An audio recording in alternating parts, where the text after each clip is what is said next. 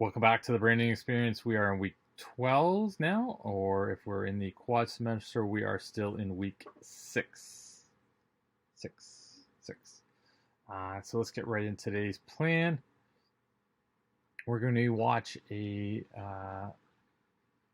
not a short video. It's about 20 minutes long. It's not too bad though.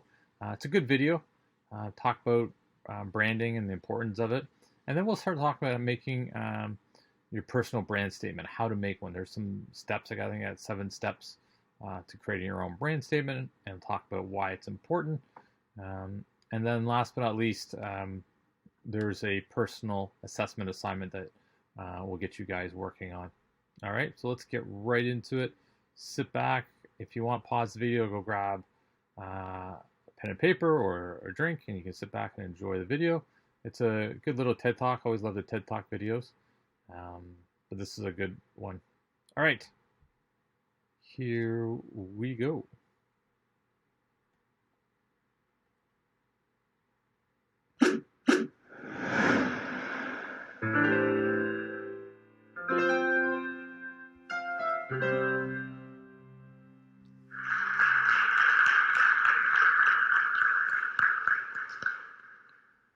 No matter where you woke up this morning, we all live in the same home.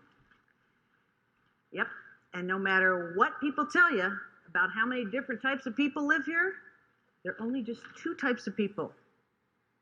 Those who use themselves to benefit others, and those that use others to benefit themselves.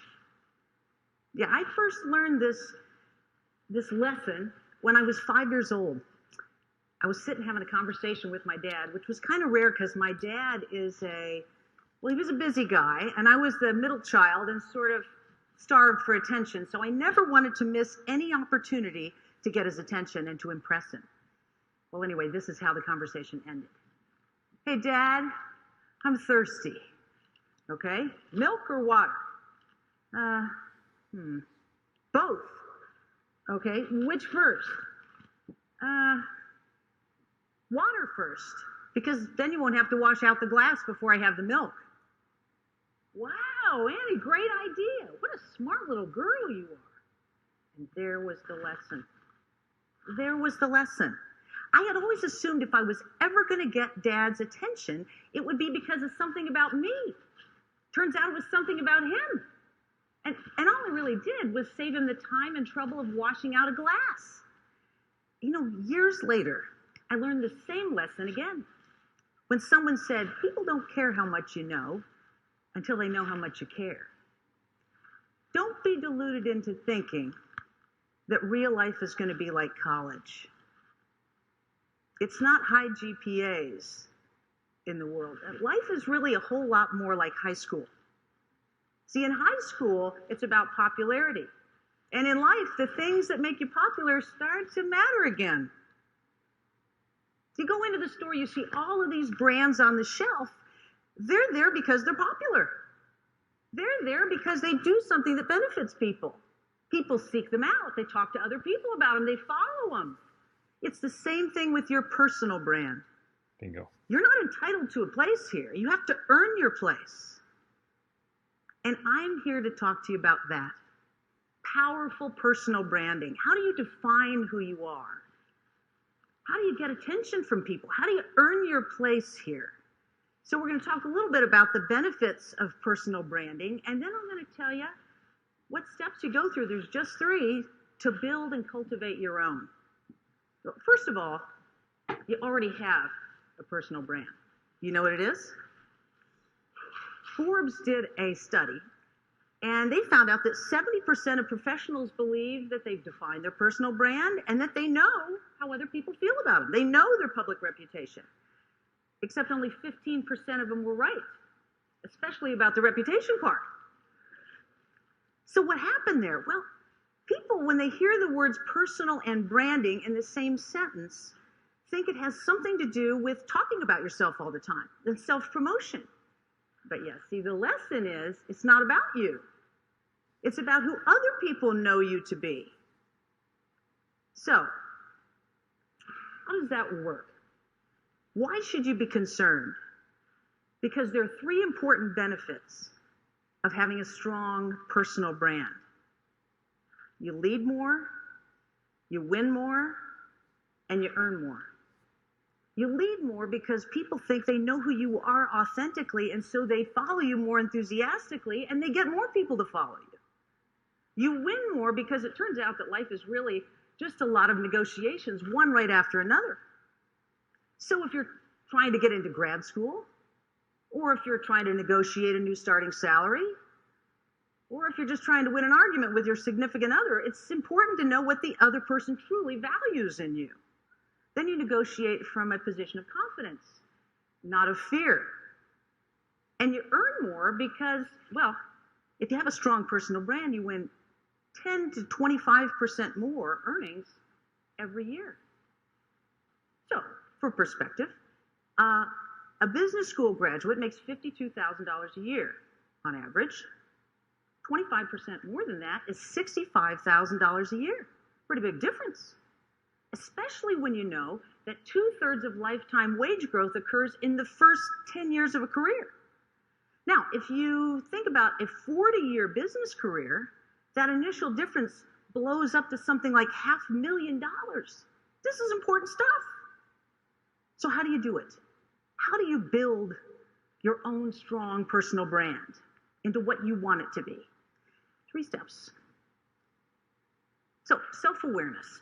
This is not just about the you know. This is not just about who you know yourself to be between your ears, in your head. Because by definition, that's your personal identity. So nobody but you knows that. Self-awareness is just as much about your reputation, who others know you to be. So if you're concerned about whether or not your personal identity matches your public reputation, there's an easy way to find out. Find some friends and peers and colleagues who will be brutally honest with you and ask them, what's it like experiencing me as a friend, as a colleague, as a peer, as a leader? And if you hear answers that you hadn't expected, you'll have a little bit of direction about where to start building your personal brand. You see, we're all just a little bit like Mr. Potato Head. Really. I mean, who knew that Mr. Potato Head has all this stuff inside him? And the same is true with you. You have all this stuff inside you. Mr. Potato Head is a very multifaceted, multi-talented guy. On any given day, he can pull any of that stuff out from inside him and define who he is to the world. And so can you. But see, nobody knows what's inside you except you. So the first thing you have to do, step 1, is you have to decide who do you want to be defined as. And then look inside your potato head and figure out, what do I need to bring out to prove to people that's who I am. That's what I can do. Now, you can't fake this because you can't bring things out of your potato head that weren't there to begin with. But that's how it works in terms of self-awareness. Now, once you've decided that kind of stuff, now step 2 is about telling your story and living it every day. Providing the world with living proof you are what you say you are. Now, this is a lot like my conversation with my dad, in that you cannot waste an opportunity to try to share your story with him. Why? Because you're always getting evaluated, you're always being interviewed for jobs and roles that may not even exist yet, personally, professionally. So everything counts. The way you talk, the way you work, the way you play, the way you interact with people, all of it. Ultimately, all of those things, even status, happen because other people believe they know who you are and believe you fit with them. And if you fit, they hire you, they marry you, they loan you money because they know your story. So what does it take to tell a compelling story that's relevant to the marketplace? Well, turns out there's 3 steps to that too. It's just like an advertisement. Number 1, it's got to be attention getting. We do live in a turbulent, chaotic world where everybody's vying for attention. So it's got to be attention getting.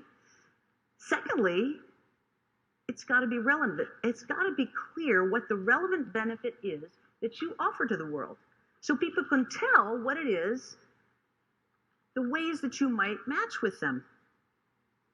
And third, it's got to be memorable, because if you've done all this work to try to earn your place here, you don't want people to forget your name or not know where to find you. So these are the things that go into telling your story. The third step is in deepening relationships. It's not really enough just to be able to fill the needs of those who matter most to you now, their current needs. Because this is about building trust and loyalty. So this also involves recognizing and anticipating their future needs and filling them before you're asked to do it. So you might remember Nicholas Sparks' novel, The Notebook. In this love story, the woman develops Alzheimer's. And the man in the story finds within his potato head a whole new capability because of his love and his loyalty to her. And he goes to her every day and reads to her from a notebook, a diary of their shared experiences together. And that helps him cope with this devastating disease. Another example, Apple is terrific at building and deepening relationships. You guys, Apple users? Probably lots of you, sure. And your relationship with Apple began, probably, when you bought a laptop, which was more simple and more convenient than a desktop. The Apple story is about simplicity and convenience, everything about it. So you buy the laptop, they start the relationship with you, and then they look inside their potato head and say, is there anything else in here that we can use, that we can bring out, that will show people new ways to simplify their life? They have more convenience in their life. And you know what? They found miniaturization. They found more functionality. And that's what they built into the iPhone. That's what they built into the iPad, the Apple phone. You know the idea. You probably own all those things. And this doesn't mean that they don't have competitors. Oh, geez, their competitors offer similar products, sure. And they're all trying to tell you their story, but you're not listening to them. Because Apple has been so terrific at knowing what it is that you need and anticipating what it is you're going to need in the future and taking care of that before you even ask them. You know, every time I talk about this subject, I always think it's important to tell you about one of my first job experiences, because it turns out to have been a master class in personal branding. I played volleyball and basketball at Indiana University and graduated with a graphic design degree. And a few months after that, I was named sports information director for the 10 varsity women's sports, which involved promoting the sports, the 10 teams, and talking about the results and so forth and so on. So this was terrific for somebody who eventually wanted to get into big-time advertising, me. And I was in that position for about a year when I developed a friendship with Bob Knight. Now, in his 29-year career at Indiana University, Bob Knight won 75% of his games. 3 national championships, 11 Big Ten titles, 12 Coach of the Year titles, 2 international gold medals as the coach. Bob Knight is a guy who used himself to benefit others, specifically his players. To a boy who wanted to play college basketball, wanted to earn a degree, wanted to win championships, wanted to be best prepared for the NBA or whatever else life held after graduation, Indiana was the premier program, and Bob Knight was the reason why. Now, the thing was, Bob had 2 different public reputations. One of them was he was clearly, unquestionably, the best college basketball coach anywhere. The second one was that his language, that his behavior, that his ways of motivating his teams were sometimes so over the top that some people thought that was completely unacceptable no matter what his win-loss record was. I became friends with Bob just about the time he was named head coach of the Pan American basketball team. And our friendship started, as most do, pleasantries in the hall, hey coach, And then these little pass-bys sort of graduated to longer conversations, more substantial. I found myself thinking of him, it was, again, almost like these conversations with my dad where I think, I'm just really listening for things that I can do, things that I can, maybe he hasn't thought about this yet. Maybe I could come up with something to help him. And so then he started to ask me for my opinion about stuff. We talked a lot about, what should he do in this situation with the Pan Am Organizing Committee? Or, hey, Annie, what would you do to publicize the Pan Am Games? Because nobody out there seems to know what the heck they are and how important they are to the Olympic movement. We talked a lot about the media. We talked a lot about sports writers, as you might imagine. Well, and one of these conversations finished, and he said, I got to tell you what, man, your ideas are completely different than everybody else I know, including me. I'm telling you, one of these days we're going to work together. I'm thinking, yeah, sure we are. Well, the team went off to Puerto Rico to play the Pan Am Games. And it was the best of times and worst of times for Coach Knight's brand. Best of times, the team won the gold medal convincingly, scored more than 100 points a game. But Coach was arrested, accused of assaulting a Puerto Rican policeman. Now, there wasn't really reliably good news coming out of San Juan at that time, so the only thing the public had to go on was Coach Knight's personal brand and his reputation. So the Hoosier faithful, the people who supported him, they were concerned, worried. And the people who were his foes and the people who really were against him were emboldened to be more critical than ever. It was absolutely unrelenting. The team returned from Puerto Rico, the entire Pan Am delegation, and nobody knew where Coach Knight was. I mean, the athletic director didn't know, the president of Indiana University didn't know, the governor didn't know, which was important because people were talking about extraditing him. So this is the scenario when I'm in my office one day, sitting there working, all of a sudden, there he is in my doorway.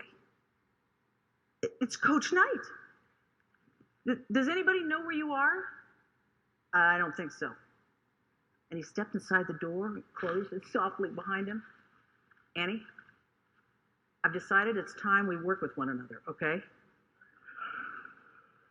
I said, what? He said, give me a minute. Now listen, you know what my priorities are. I know that what you want to do long term. I don't want to deal with all this stuff. I love the way you think. I said, okay, but what do you want me to do for you? He said, I want you to explain why I do the things I do right after I do them. How can I possibly know why you do the things you do? He said, listen, I don't know why the hell I do the things I do. I'll go along with whatever you say. So, self-aware? Absolutely self-aware.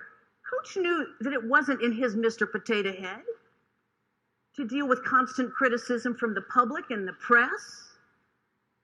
He might not have even had the capability to do that.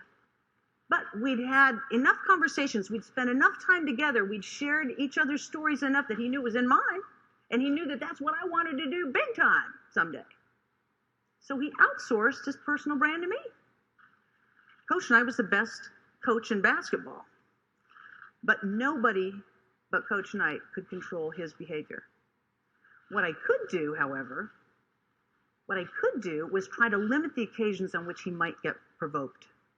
So I started to study the sports writers, the people who were in these press conferences, and I saw that a troubling number of the guys who were there had never written a positive story about him ever. And then I started to watch how they were behaving, and they seemed to just needle him in these press conferences. There weren't good questions about the game or him or the strategy or anything else. Just needling him. So I revoked their press credentials. And what was left was a press corps that honestly and earnestly reported what happened in the game and what Coach did.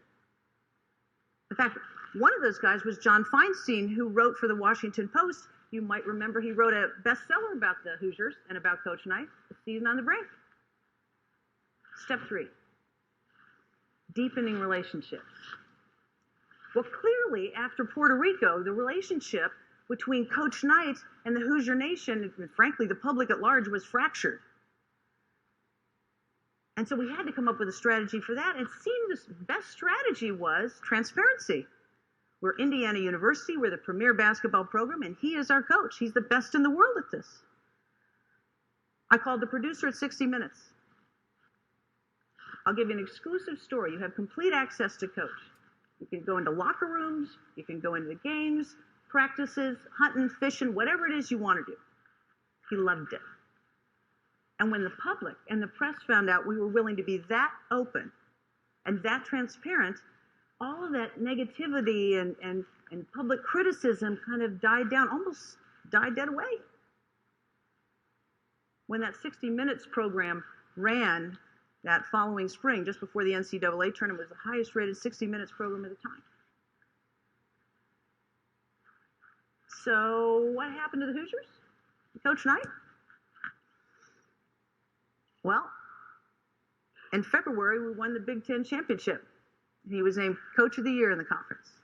In March, we won the NCAA championship, and he was named National Coach of the Year.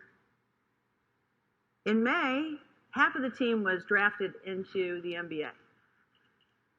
And 6 months later, the Olympics Committee named him the 1984 Olympics coach. You know, once he didn't have to deal with all that stuff that wasn't in his potato head, he could deal with the stuff that was. And what about me?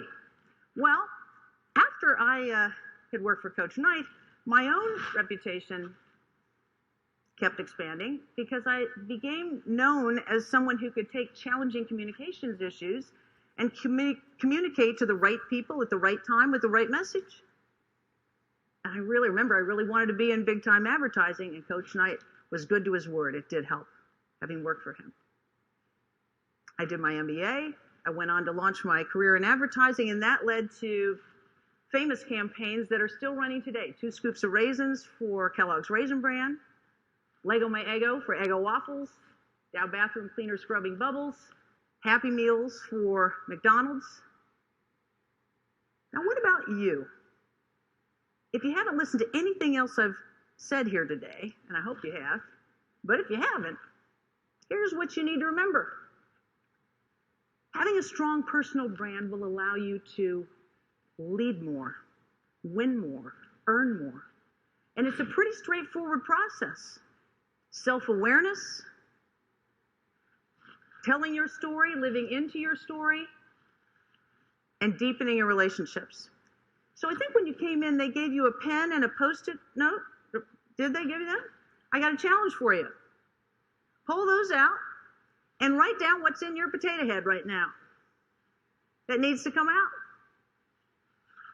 This is really important stuff. You are always being evaluated. You are always being interviewed for things that may not even exist today. I want you to take that Post-it note when you're done with it, put it in your wallet as a reminder to live that way starting right now. And if you decide you want to change your mind, that's okay, but do it consciously, live deliberately. Because you can never know the day when someone might appear in your doorway and change your life. Or even better, when you might have the opportunity to change someone else's. Thank you.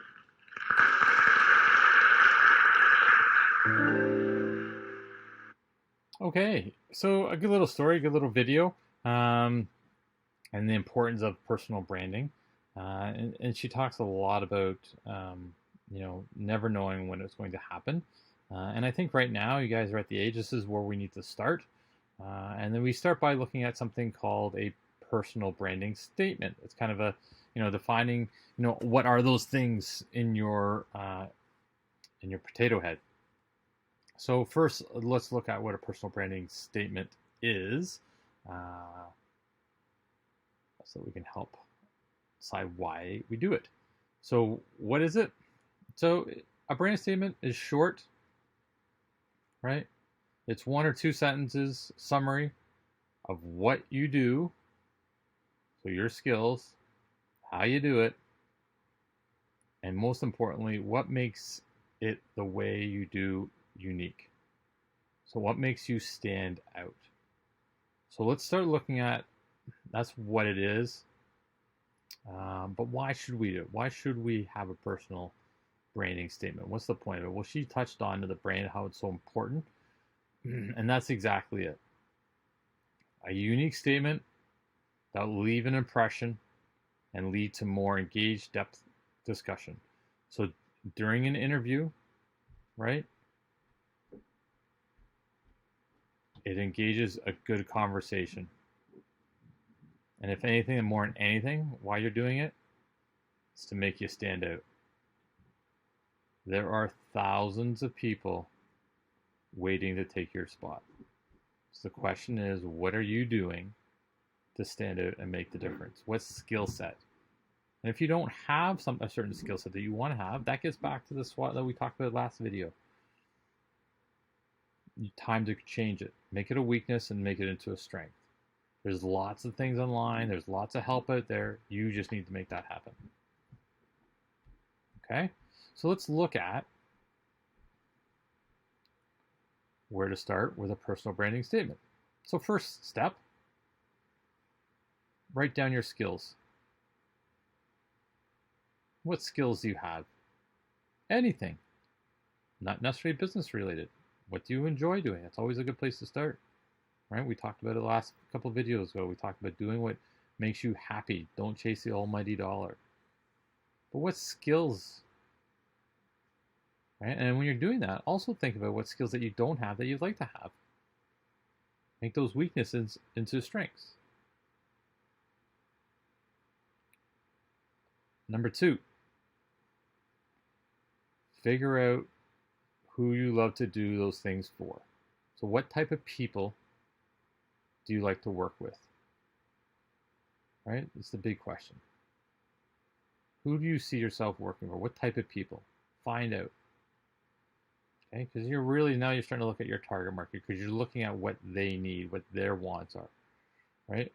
What pieces in your potato head that you could fill out. And listen. For God's sakes, listen to what people are saying. Maybe not specifically the words, but what are they trying to say by little hints? What is everyone else trying to say? Because sometimes they won't come up to you and say, hey, one of your weaknesses are, but you can easily listen to what people say. And if you can, the best, like she said in the video, ask someone to give you crucial feedback and honest feedback. Number 4, what do you do differently? What do you do different than everybody else? And don't say you don't, because there are things that you do a little bit differently. And that could be just passion. You're more passionate about somebody else. And that's when it gets tying in to figure out, people that you would like to work for, or who would you love to work for. And how would you do it different? Be creative. You have it in you. Number 5, who is your target audience? Who are we directing it to? And this kind of ties back into number 2. Right? We're determining who our target audience is. And then from that, we can determine their needs. And wants. And sometimes they don't even know what it is yet, what their needs and wants. And that's where you can come into play. Number 6, put everything together in a few sentences. Folks, this is something where a lot of people don't even know where to start. Just start writing sentences down. Start off with 6 sentences, then you can kind of put it all together. Then you can put it to 5, 4, and just make it into 1 or 2 sentences that kind of summarize it. If not, sure, prioritize the ones that you think that be more important. And if it changes, that's okay. You can always go back. It's only a piece of paper. It's only words. So put it together in a few sentences. And last but not least, right? Leave people wanting more, right? Let them want to get to know you more. And they do that by hiring you. Okay? You want them to keep coming back and back. Perfect brand. Any brand that's done a good job has you coming back for more, purchasing the product over and over. Think of the cereals that you like. Think of the chocolate bars you like. Think of the fast foods that you like. Why do they keep you coming back for more? A lot of times when it's food, it's taste, but usually there's more to it. It could be the customer service, it could be the location, it could be the price. Lots of things that play a huge role. Okay. So let's look at the homework for today. So we are in week 12. So we're going to go through like we've been doing. Let's continue on. Go over the week 12 checklist. You can complete assignment number 8, video assignment. We're getting near to the end. I think there's only 10 in total, but we're getting down to it. We're almost done. And last but not least, there's a personality assessment under assignments to submit. Okay, there's 2 parts to it, so be careful. Make sure you read the bottom. First one is tallying up your numbers, so it's learning about yourself.